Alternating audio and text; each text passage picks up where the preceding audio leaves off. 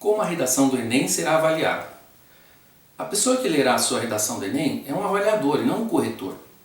Isso significa que ele vai ler a sua composição com olhos treinados e estará acompanhado de uma planilha muito clara e objetiva, buscando fazer um checklist dos pontos que você precisa apresentar no texto. Ele não terá a mínima ideia de quem você é, o que garante isenção e imparcialidade na hora de avaliar. 2 avaliadores lerão seu texto. Se houver divergência ou disparidade, um terceiro avaliador será convocado para tirar qualquer dúvida. Agora nós vamos ver o que é esperado de você. Competência 1. Demonstrar domínio da norma culta da língua escrita. Diz respeito à linguagem utilizada e ao uso correto da gramática. Seja formal, escrevendo com a mesma linguagem que é encontrada nos livros, nos jornais, nas revistas. A estrutura das frases tem que ser bem feita e você deve evitar a repetição de palavras, porque quando você repete, parece que você tem pouco vocabulário. Não use gírias nem regionalismos. Claro que há uma certa tolerância de erros quando eles acontecem apenas uma vez. Sendo assim, cometer um pequeno deslize de pontuação ou ortografia, tudo bem, não tem problema. O problema é quando isso se repete, e aí o avaliador vai passar a contar todas as vezes que você reincidir naquele erro. Competência 2. Compreender a proposta de redação e aplicar conceitos das várias áreas do conhecimento para desenvolver o tema dentro dos limites estruturais do texto dissertativo argumentativo. Leia a proposta de redação com muita atenção e paciência. Tome muito cuidado para não fugir do tema. O avaliador nessa competência verificará se você realmente entendeu o que foi proposto. Escreva exatamente sobre o tema. Se apenas tocar de leve no assunto, você vai tangenciar o tema, o que vai fazer sua nota cair para 0. Algo que vai te ajudar é anotar os argumentos diretamente ligados ao tema conforme as ideias forem surgindo. Fazendo assim, quando você voltar para escrever o seu rascunho, já terá uma noção melhor se o tema está sendo abordado ou não. Outro fator importante aqui é aplicar os conceitos de outras áreas do conhecimento. Isso quer dizer que você pode escrever sobre qualquer assunto que tenha a ver com a discussão proposta. Lembre-se de ilustrar seu texto com algo que tenha se tornado de conhecimento geral, como dados estatísticos, pesquisas, frases conhecidas, eventos históricos, trechos de música, de livros, de filmes, conceitos científicos.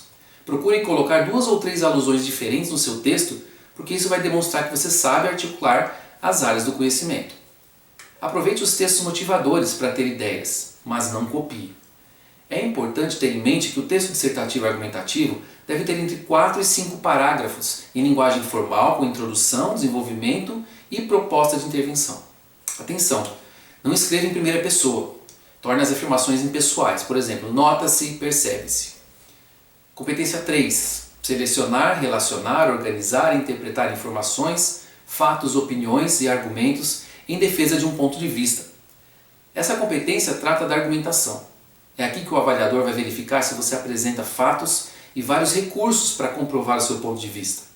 Você deve demonstrar ao leitor que há um problema a ser resolvido. Apesar de investirmos mais tempo e energia para argumentar nos parágrafos do desenvolvimento, é importante você saber que o texto todo é um conjunto de argumentações que visam defender o ponto de vista escolhido. Seja claro, objetivo, coerente e lógico para potencializar a sua argumentação. Competência 4. Demonstrar conhecimento dos mecanismos linguísticos necessários para a construção da argumentação. Pequenos erros ortográficos e até alguns deslizes gramaticais não influenciam tanto a compreensão do texto. Porém, orações fora de ordem, raciocínios incompletos e frases jogadas sem conexão com o todo são extremamente prejudiciais ao entendimento. Por isso, coesão textual é fundamental na redação. Sendo assim, é de suma importância utilizar os conectivos corretos para ligar as frases e também os parágrafos. Colocar um monte de dados, pesquisas e informações sem explicá-los só servirá para confundir o leitor e deixar o seu texto uma verdadeira colcha de retalhos. É preciso saber aliar as ferramentas da língua portuguesa ao conteúdo de maneira lógica, para que haja conexão entre as partes, dando sentido ao que se escreve. Para verificar erros de coesão e coerência, é imprescindível que você faça uma revisão de seu texto antes de passá-lo a limpo. Competência 5. Elaborar proposta de intervenção para o problema abordado, demonstrando respeito aos direitos humanos.